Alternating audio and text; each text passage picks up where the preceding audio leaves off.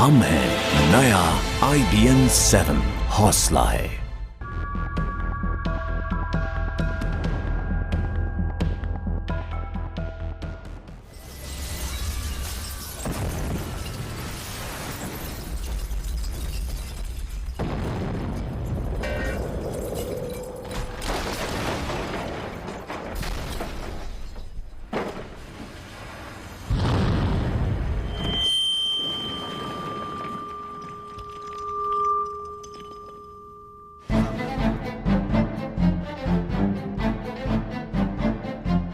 देश का सबसे बड़ा दुश्मन, मोस्ट वांटेड अपराधी पुलिस, CBI और इंटरपोल को है, जिसकी तलाश वो है अंडरवर्ल्ड डॉन दाऊद इब्राहिम। वो खतरनाक अपराधी जिसके एक फोन कॉल से मुंबई में मच जाता है हड़कंप। वो माफिया जिसके इशारों पर चलता है मुंबई का काला धंधा। वो दाऊद जिसे पूरी सरकारी मशीनरी बीते 2 दशकों से खोज रही है। वो दाऊद जिसके पाकिस्तान में छिपे होने का दावा करती है सरकार। लेकिन दाऊद असल में है कहां, ये पक्के तौर पर कोई नहीं जानता। 25 साल पहले ऐसे दिखता था दाऊद, लेकिन अब वो कैसा दिखता है ये भी शायद कोई नहीं जानता। मुंबई के अंडरवर्ल्ड में सिर्फ आवाज के दम पर चलती है दाऊद की दबंगई। फोन कॉल और ईमेल के जरिए चलते हैं सारे काले धंधे। लेकिन अब वो आवाज खामोश है। लंबे अरसे से नहीं आया है दाऊद का फोन। दाऊद का दाहिना हाथ छोटा शकील भी चुप है। इस चुप्पी से मुंबई अंडरवर्ल्ड में बढ़ रही है बेचैनी। उठ रहे हैं कई सवाल। आखिर कहां है दाऊद? अपने गुर्गों से क्यों नहीं कर रहा है बात? आखिर किसके खौफ ने कर दी है दाऊद की बोलती बंद?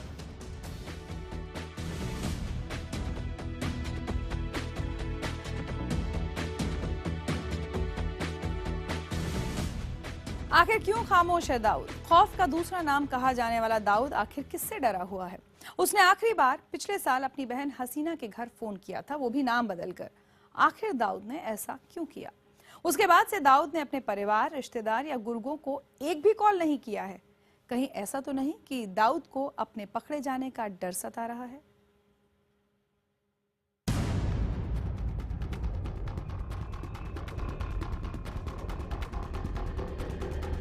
दाऊद इब्राहिम कहां है? जिंदा है भी या नहीं? कहीं उसकी मौत तो नहीं हो गई? कहीं बीमार तो नहीं है डॉन? कौन संभालेगा उसकी गद्दी? उसके बाद उसके काले धंधे को कौन चलाएगा? क्या होगा मुंबई में दाऊद के अरबों के रियल एस्टेट धंधे का? परेशान है दाऊद परिवार, फिक्रमंद हैं उसके गुर्गे, क्योंकि नहीं सुनाई पड़ रही भाई की आवाज। आखिर दाऊद इब्राहिम कहां गुम है? उसे हुआ क्या है? ये सवाल डॉन के करीबियों के साथ ही देश की खुफिया एजेंसियों और मुंबई पुलिस को भी सता रहा है। वो 6 जनवरी 2015 का दिन था जब मुंबई के 2 लोगों को दाऊद ने फोन किया था। ये 2 नाम थे। सूत्रों के मुताबिक मुंबई पुलिस ने ये कॉल ट्रेस किए। दाऊद जिनसे बातें कर रहा था उनके नाम थे रियाज और मुदस्सिर। आखिर दाऊद इब्राहिम क्या बातें कर रहा था और आखिर दाऊद इब्राहिम दुनिया के किस कोने में बैठकर ये फोन मिला रहा था? सूत्रों के मुताबिक दाऊद इब्राहिम का भारत आया ये अंतिम फोन कॉल था। ये दोनों ही काल्पनिक नाम किन्हीं 2 इंसानों के हैं जिनसे दाऊद मुंबई के रियल एस्टेट के बारे में बातें कर रहा था। मुंबई का रियल एस्टेट यानी करोड़ों अरबों का खेल। लेकिन 6 जनवरी 2015 के बाद से ही दाऊद इब्राहिम की आवाज गुम है। शायद दाऊद की बोलती बंद है। उसके बाद से ही किसी को भी दाऊद की भनक नहीं लग पाई है। तभी जुबान से कहा जाता है कि मुंबई में 4000 करोड़ रुपए का रियल एस्टेट कारोबार चलाता है दाऊद। अगर उसकी आवाज नहीं गूंजेगी तो उसके खौफ की सल्तनत कैसे रहेगी? सूत्रों का कहना है कि रियल एस्टेट के प्रोजेक्ट्स दाऊद के हाथों से निकलते जा रहे हैं, लेकिन दाऊद खामोश है, चुप है। और आखिर आका चुप है तो गुर्गे भी सकपकाए हुए हैं। और तो और मुंबई पुलिस भी सन्नाटे में है। जो क्रिमिनल्स है, गैंगस्टर्स है, उनके खिलाफ कार्रवाई की। वो अभी फिलहाल जेल में है। उसके बाद में उसकी कार्रवाई में बहुत कमी आई है। बाकी भी जो गैंग है उनके भी कॉल्स, एक्सटॉर्शन कॉल्स नहीं आ रहे। ऐसे में लाख टके का सवाल ये है कि 20-22 सालों से भारतीय कानून को छल रहा दाऊद आखिर कहां है? आखिर किसने उसकी बोलती बंद कर दी है? क्या उसके नाम को लेकर, उसे भारत लाने को लेकर भारत में बढ़ी हलचल का असर है ये, या फिर दाऊद के ड्रग्स के काले कारोबार को लेकर पाकिस्तान पर बढ़ते अमेरिकी दबाव का जलवा है ये? कहीं ऐसा तो नहीं कि दाऊद अपनी हसरत, अपनी पहचान, अपना अंदाज बदल रहा है? मुंबई पुलिस के सूत्रों का साफ कहना है कि दाऊद अपनी पहचान छिपा रहा है। वो न तो अपने गुर्गों को फोन करता है, न ही मुंबई में बसे अपने भाई इकबाल कास्कर से ही बातें कर रहा है। और तो और कहा तो यहाँ तक जा रहा है कि दाऊद की बहन हसीना पारकर के निधन पर भाई ने फोन तक नहीं किया। दाऊद इब्राहिम जानता है कि भारतीय जांच एजेंसियां हर समय उसकी हर निगरानी पर नजर बनाए हुए हैं। ऐसे में एक छोटी सी गलती दाऊद इब्राहिम के लिए जानलेवा साबित हो सकती है। खुफिया एजेंसियों के मुताबिक 2014 में अपनी बहन की मौत के बाद भी दाऊद ने उसके घर फोन नहीं किया था, लेकिन कुछ दिनों बाद उसे घर वालों की याद जरूर आई। सूत्रों के मुताबिक तब हाशिम नाम से एक फोन आया था। ये फोन मुंबई में दाऊद की बहन हसीना के घर पर किया गया। बातचीत हुई सिर्फ 77 सेकंड, यानी 2 मिनट 17 सेकंड। खुफिया एजेंसियों का कहना है कि यह हाशिम दरअसल दाऊद इब्राहिम था। जब दाऊद को सूंघ रही जांच एजेंसियों ने इस फोन कॉल को ट्रेस किया तो पता चला कि ये फोन कॉल ट्यूनीशिया के रास्ते रूट किया गया था। तो क्या दाऊद अपना लोकेशन बचाने की इस कदर कोशिश में है कि फर्जी नामों से सिर्फ एक बार सिर्फ 77 सेकंड का फोन करने की हिम्मत जुटा पाया? निशात शम्सी, मुंबई, IBN 7। तो क्या ये हाशिम ही असल में दाऊद इब्राहिम था जो शायद अपनी बहन की मौत का मातम मना रहा हो?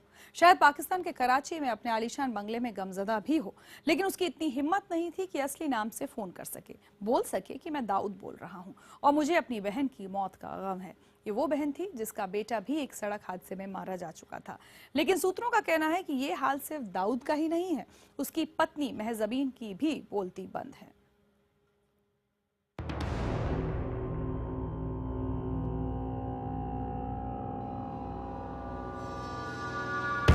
कास्कर खानदान एक लंबा चौड़ा कुनबा है।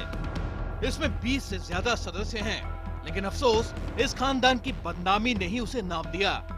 बदनामी का सरदार बना खुद दाऊद इब्राहिम। मुंबई पुलिस के सूत्र बता रहे हैं कि अंडरवर्ल्ड डॉन की बीवी महजबीन के फोन भी मुंबई आने बंद हो गए हैं।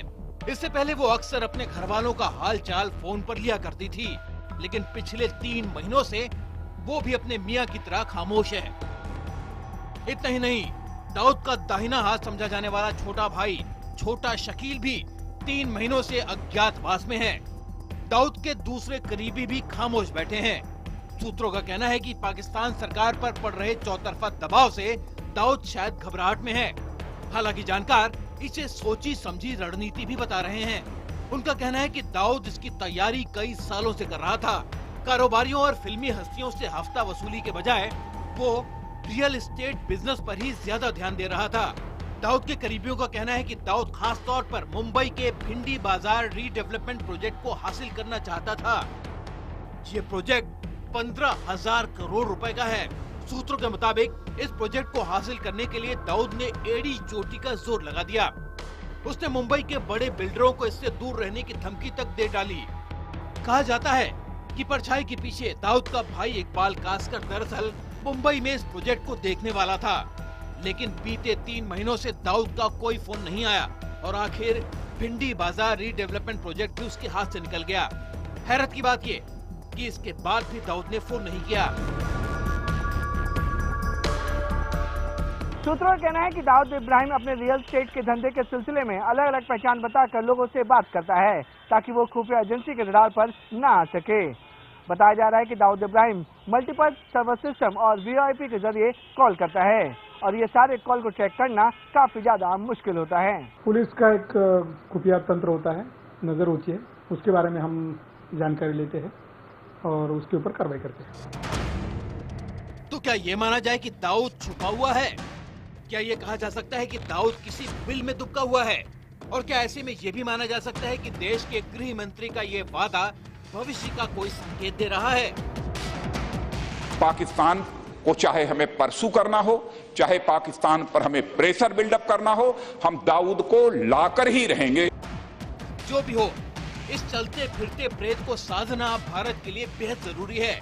1993 मुंबई धमाकों में मारे गए लोगों के घर वालों के आंसू तभी सूखेंगे, उन्हें इंसाफ तभी मिलेगा। दाऊद के मुद्दे पे लगातार भारत सरकार काफी ज्यादा आक्रामक अंदाज में है। हर स्तर पर पाकिस्तान के ऊपर दाऊद को सौंपने का दबाव बनाया जा रहा है।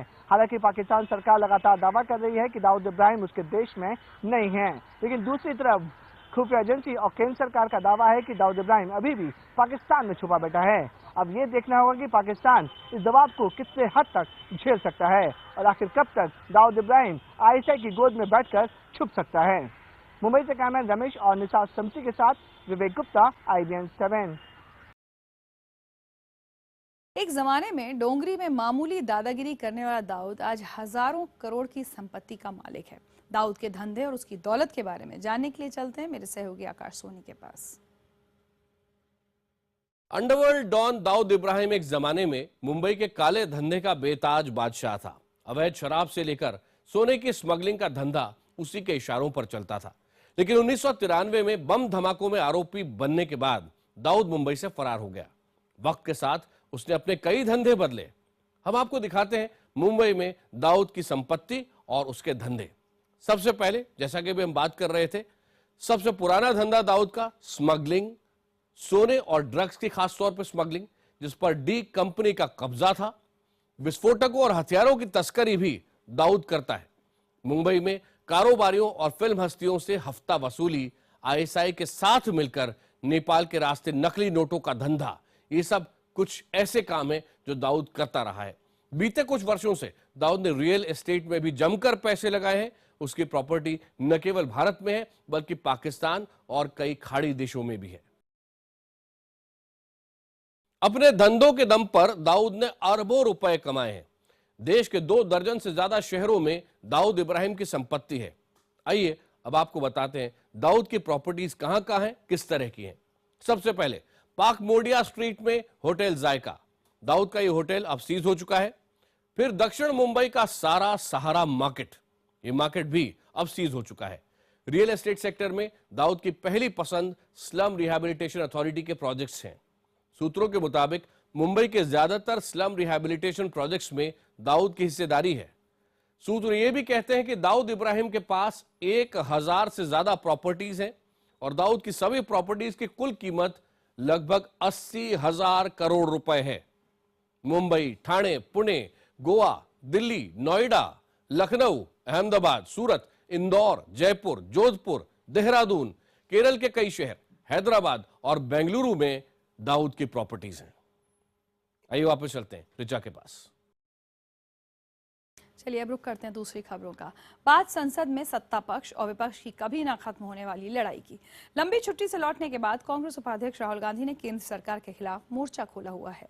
राहुल गांधी लगातार केंद्र सरकार को सूट बूट की सरकार कह रहे हैं। राहुल के जुमले के जवाब में अब बीजेपी ने सूटकेस वाली सरकार का नारा उछाला है और इस तमाम बयानबाजी के बीच राहुल गांधी के जीजा रॉबर्ट वाड्रा के जमीन सौदों पर जांच की तलवार लटक रही है। मैं सोचता था कि चोर रात को आते हैं,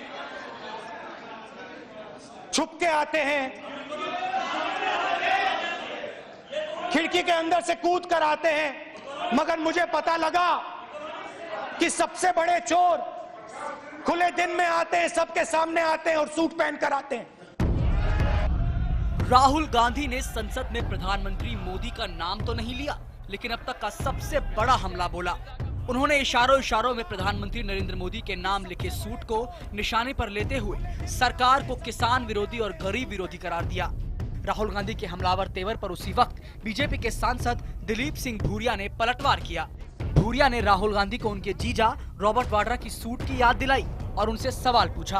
अब बीजेपी के सहयोगी शिवसेना ने राहुल गांधी के खिलाफ मोर्चा खोल दिया है। तो सूट बूट की भी जरूरत पड़ती है, लेकिन ये जो कांग्रेस वाले की जो सरकार थी वो सूटकेस वाली सरकार थी। सूटकेस से अच्छा सूट बूट ठीक है। ये सूटकेस कहाँ से कहाँ जाती थी, सूटकेस कहाँ से भर के कहाँ से उसका आना जाना होता था। शिवसेना के बाद केंद्रीय मंत्री वीरेंद्र सिंह ने भी राहुल गांधी को रॉबर्ट वाड्रा के बहाने से घेरने की कोशिश की। उन्होंने कहा कि हरियाणा में भूपेंद्र सिंह हुड्डा की सरकार के वक्त किसानों की जमीन कौड़ियों के भाव खरीदी गई और फिर उसको वाड्रा की कंपनी को दे दिया गया।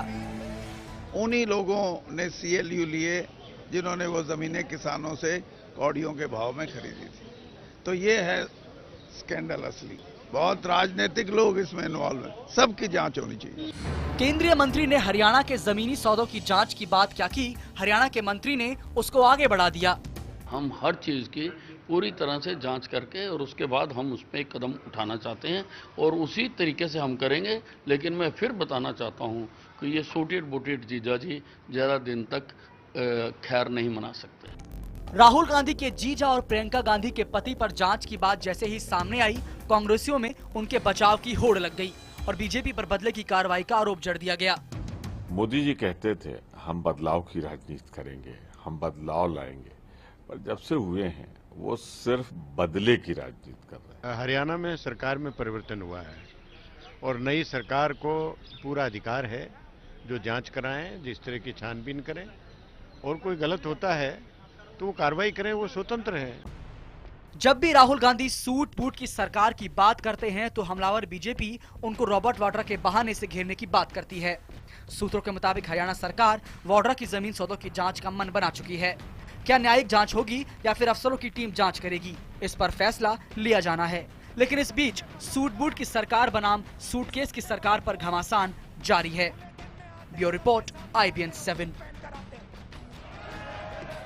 उधर तमाम आरोपों में घिरे ट्रैफिक पुलिस के हेड कांस्टेबल सतीश चंद ने ईट कांड में अपने बचाव में एक ऑडियो क्लिप पेश किया है जिसने इस पूरे मामले को नया ही मोड़ दे दिया। ऑडियो क्लिप में कई ऐसी बातें हैं जो चौंकाने वाली हैं, जो आरोपों की बौछार करने वाली महिला के दावों पर भी सवाल खड़े करती हैं। इस बीच दिल्ली पुलिस ने अब ग्रुप में चालान काटने का फैसला किया है।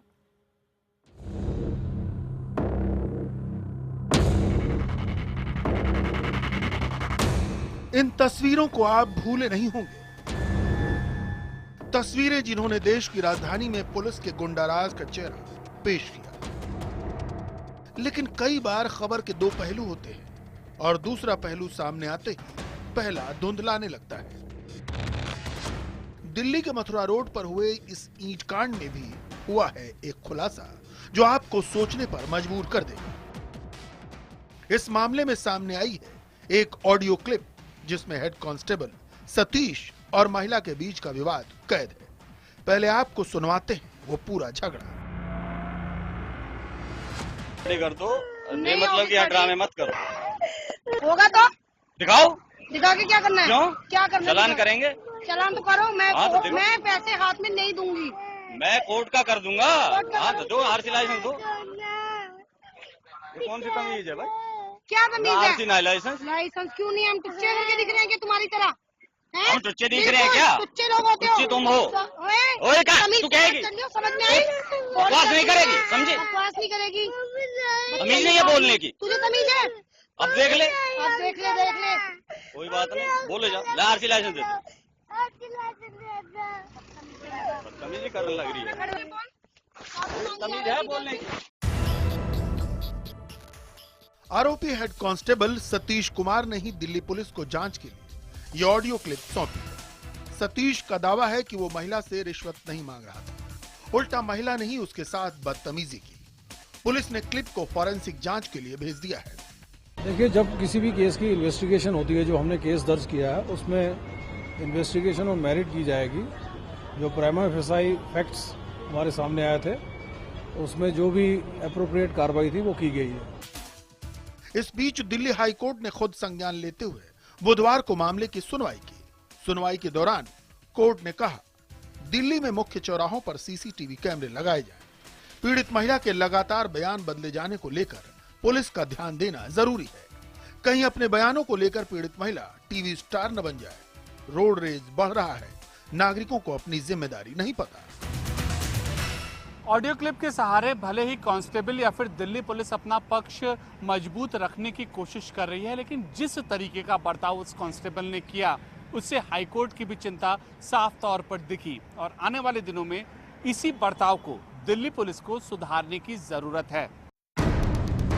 इस बीच सोमवार को देश भर में हलचल मचा देने वाली इस घटना से बैकफुट पर आई दिल्ली पुलिस ने फैसला किया है कि ट्रैफिक पुलिस का कोई कर्मचारी अब अकेला चालान नहीं काटेगा। ट्रैफिक पुलिस अब ग्रुप में चालान काटेगी। 10-10 के समूह में रहेंगे पुलिस वाले। एक पुलिसकर्मी पूरी प्रक्रिया की वीडियोग्राफी करेगा। दिल्ली के मथुरा रोड पर हुए इस ईंट कांड ने कई इमारतों की बुनियाद हिला दी है, जिसमें पुलिस हेडक्वार्टर भी शामिल है।